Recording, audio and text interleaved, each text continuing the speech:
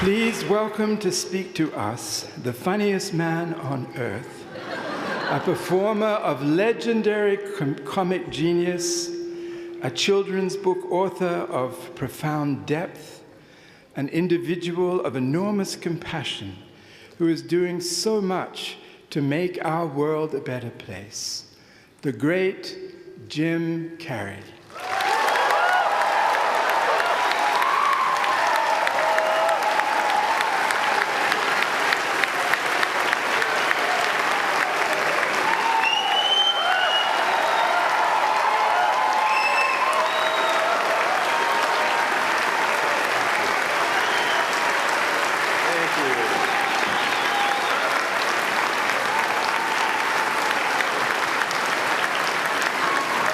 Sitting down for?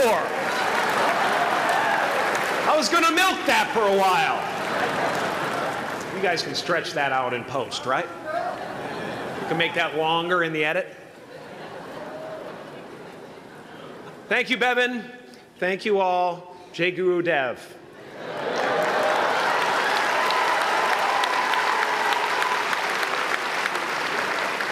I brought one of my paintings to show you today.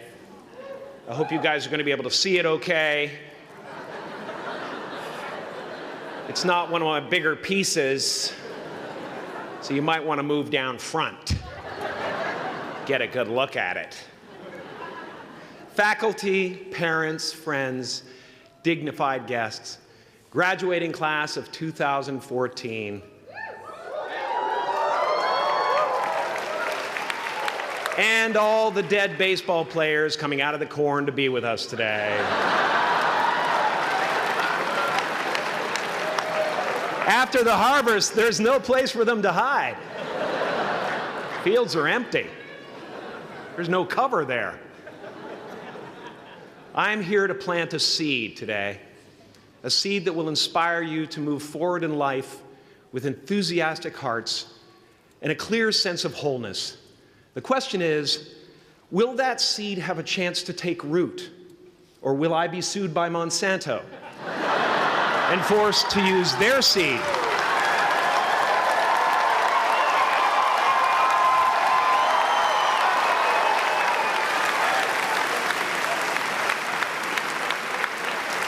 Which may not be totally Ayurvedic. Excuse me if I seem a little bit low energy today, whatever this is. I slept with my head to the north last night. Oh man! Oh man! You know how that is, right, kids? Yeah. Woke up right in the middle of Pitta, couldn't get back to sleep till Vata rolled around. Crazy.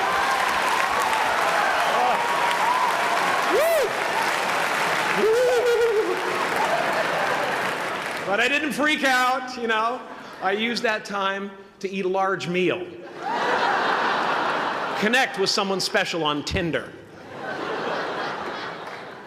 Because life doesn't happen to you, it happens for you. How do I know this? I don't, but I'm making sound, and that's the important thing. That's what I'm here to do. Sometimes I think that's the only thing that's important, really, you know? It's just letting each other know we're here. You know? Reminding each other that we're part of a larger self. I used to think Jim Carrey is all that I was.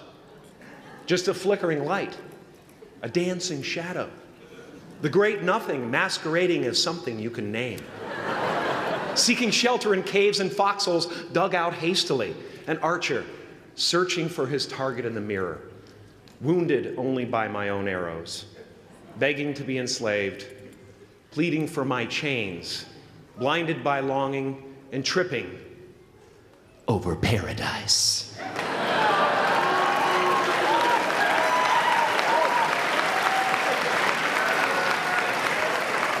Can I get an amen? You didn't think I could be serious, did you? I don't think you understand who you're dealing with. I have no limits.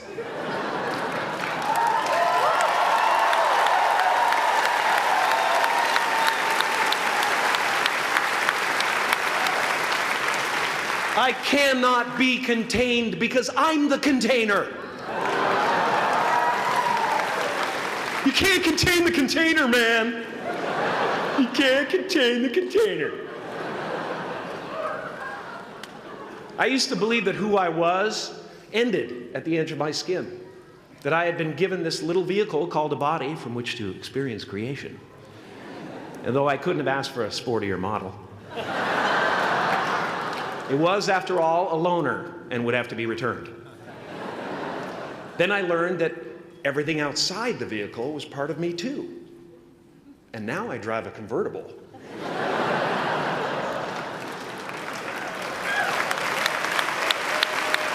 Yeah, man. Top down, wind in my hair. Woo! I am elated and truly, truly, truly excited to be present and fully connected to you at this important moment in your journey. I hope you're ready to open the roof and take it all in. Okay, 4 more years then. They're obviously not ready. Just need some more cooking. Now, I want to thank the trustees, the administrators, the faculty of MUM for creating an institution worthy of Maharishi's ideals of education, a place that teaches knowledge and experience, the knowledge and experience necessary to be productive in life, as well as enabling the students through transcendental meditation and ancient Vedic knowledge to slack off twice a day for an hour and a half.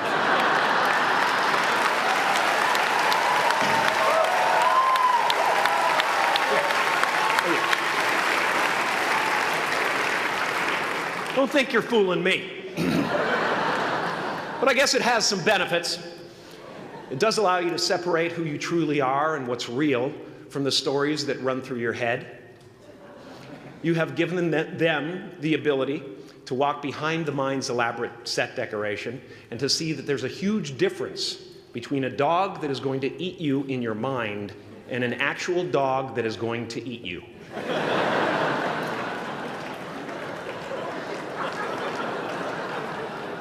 That may sound like no big deal, but many never learn that distinction. And they spend a great deal of their lives living in fight or flight response. I'd like to acknowledge all of you wonderful parents. Way to go. What a fantastic job you've done. For your tireless dedication, your love, your support, most of all, for the attention that you paid to your children. I have a saying, beware the unloved, because they will eventually hurt themselves or me. But when I look at this group here, you know, I feel really safe. I do. I'm just going to say it. My room is not locked. My room is not locked. No doubt some of you will turn out to be crooks. But white-collar stuff, you know, Wall Street, that type of thing, you know, crimes committed by people with self-esteem. Stuff parents can still be proud of in a weird way. And to the graduating class of 2017, -3, you didn't let me finish. Congratulations. Yes, give yourself a round of applause, please. Please.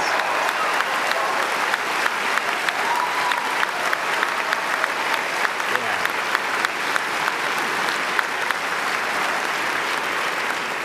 You are the vanguard of knowledge and consciousness, a new wave in a vast ocean of possibilities.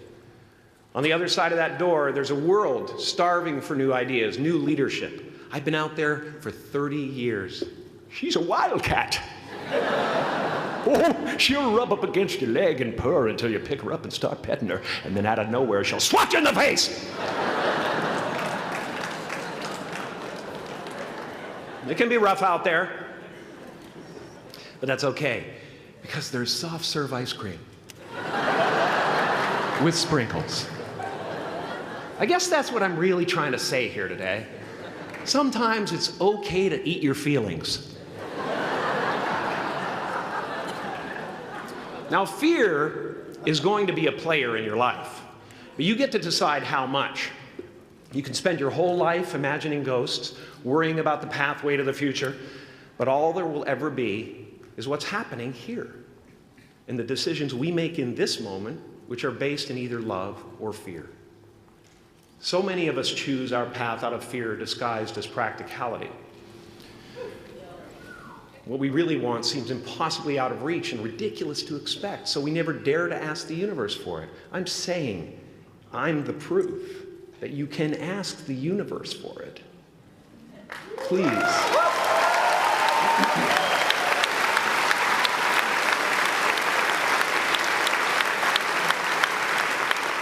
And if it doesn't happen for you right away, it's only because the universe is so busy fulfilling my order.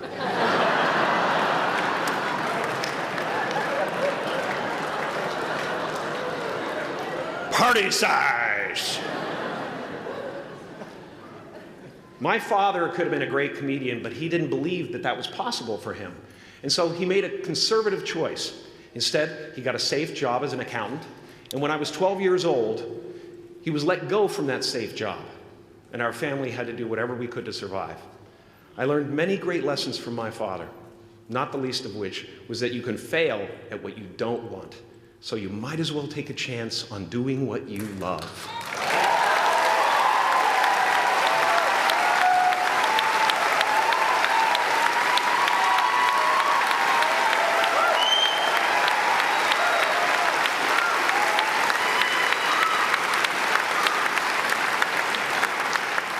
It's not the only thing he taught me, though. You know, I watched the effect of my father's love and humor and how it altered the world around me. And I thought, that's something to do. That's something worth my time. It wasn't long before I started acting up. You know, people would come over to the house and they'd be greeted by a 7-year-old throwing himself down a large flight of stairs. They would say, "What happened?" And I would say, "I don't know. Let's check the replay." I'd go back to the top of the stairs and come back down in slow motion.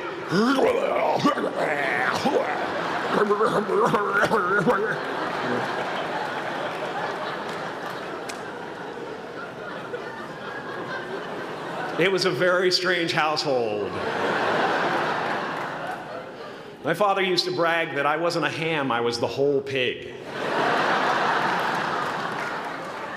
And he treated my talent as if it was his second chance. When I was about 28, after a decade as a professional comedian, I realized one night in LA that the purpose of my life had always been to free people from concern, just like my dad.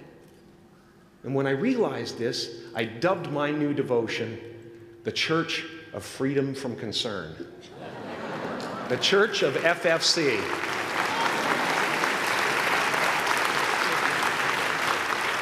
And I dedicated myself to that ministry. What's yours? How will you serve the world? What do they need that your talent can provide? That's all you have to figure out. As someone who's done what you're about to go and do, I can tell you from experience, the effect you have on others is the most valuable currency there is.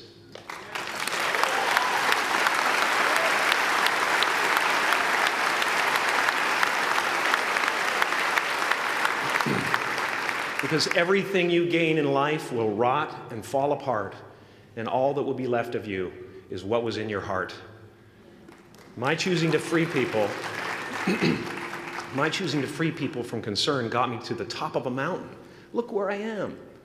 Look what I get to do. Everywhere I go. I'm going to get emotional because when I tap into this, it really is extraordinary to me. I did something that made people present their best selves to me wherever I go.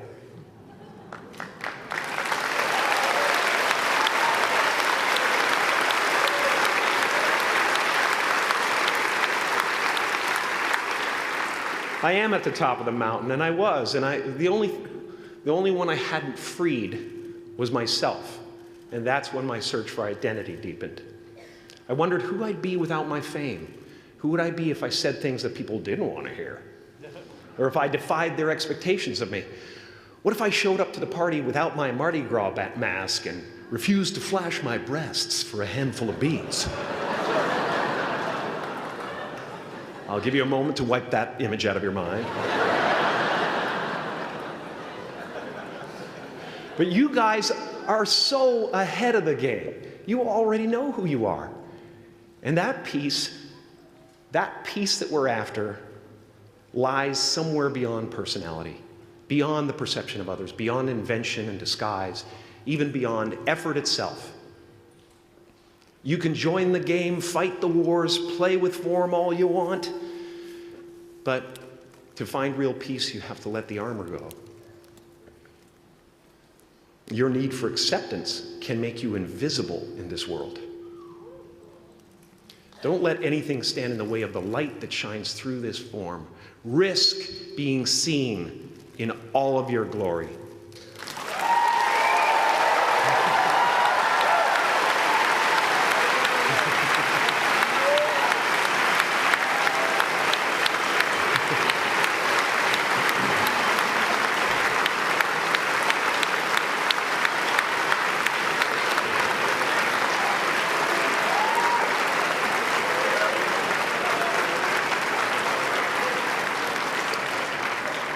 It's not big enough.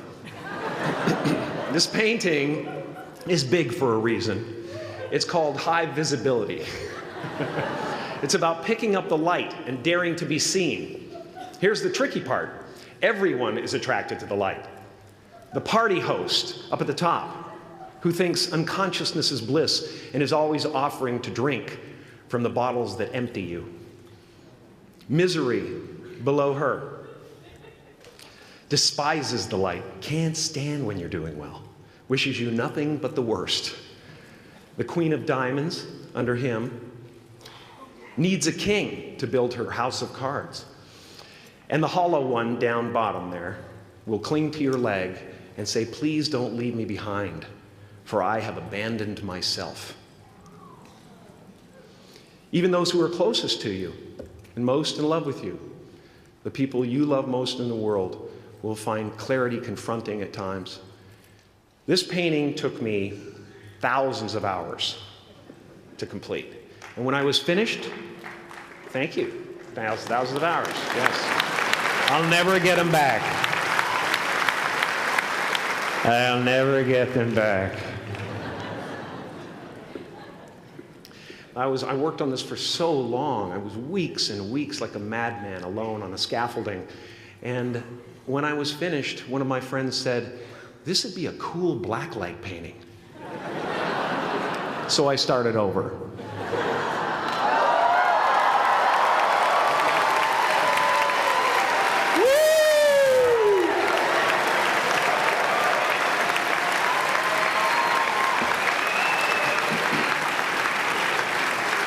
Welcome to Burning Man. Some pretty crazy characters up there, but better up there than in here. You know, painting is one of the ways, thank you. Painting is one of the ways I free myself from concern, a way to stop the world through total mental, spiritual, and physical involvement. But even with that comes a feeling of divine dissatisfaction, because ultimately, we're not the avatars we create. We're not the pictures on the film stock. We are the light that shines through. All else is just smoke and mirrors, distracting, but not truly compelling.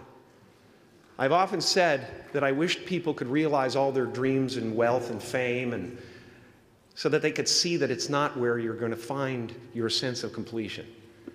Like many of you, I was concerned about going out into the world and doing something bigger than myself, until someone smarter than myself made me realize that there is nothing bigger than myself.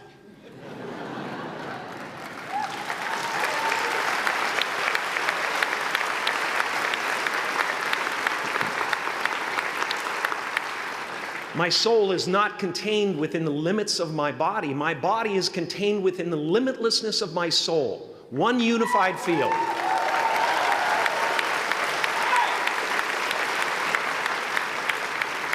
One unified field of nothing, dancing for no particular reason, except maybe to comfort and entertain itself.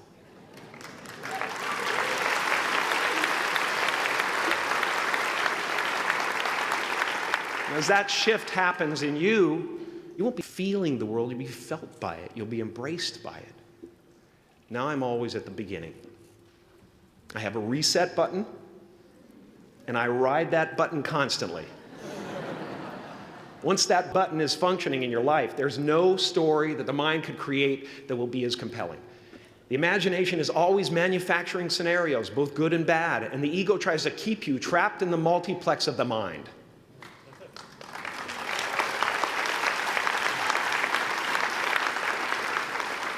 Our eyes are not viewers, they're also projectors that are running a second story over the picture that we see in front of us all the time. Fear is writing that script, and the working title is, I'll Never Be Enough.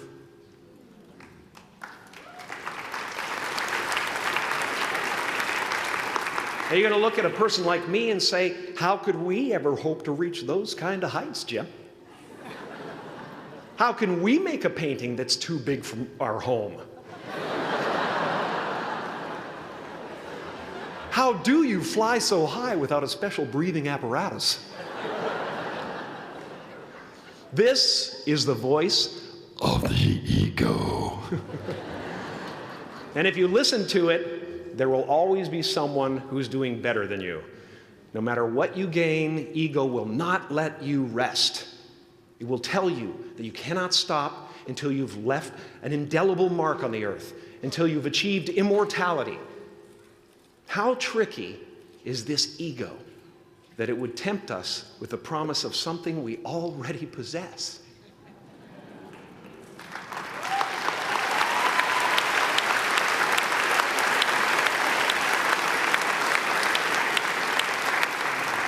So, I just want you to relax. You know, that's my job. Relax and dream up a good life. I had a substitute teacher from Ireland in the 2nd grade that told my class during morning prayer that when she wants something, anything at all, she prays for it and promises something in return, and she always gets what she wants. Well, I'm sitting at the back of the classroom, you know, thinking, wow, my family can't afford a bike, you know. So I went home and I prayed for one. And I promised I would recite the rosary every night in exchange. Broke that promise. But 2 weeks later, I got home from school to find a brand new Mustang bike with a banana seat and Easy Rider handlebars. Yeah. From fool to cool. My family informed me that I had won the bike in a raffle that a friend of mine had entered my name in without my knowledge whatsoever. So that type of thing has been happening to me ever since. And as far as I can tell, it's just about letting the universe know what you want and working toward it while letting go of how it comes to pass.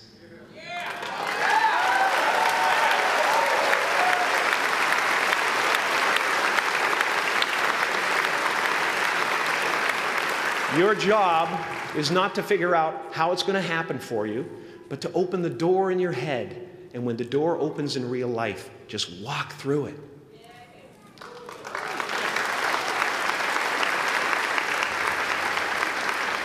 And don't worry if you miss your cue, because there's always doors opening. They keep opening.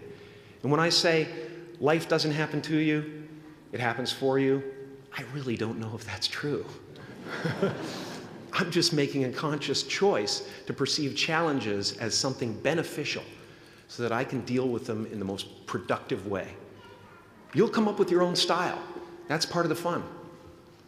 Oh, and why not take a chance on faith as well?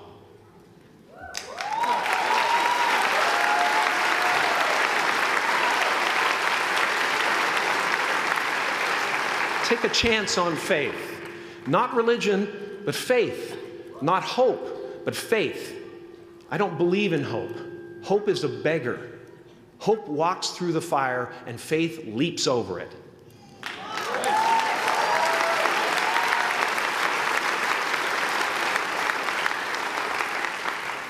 You are ready and able to do beautiful things in this world.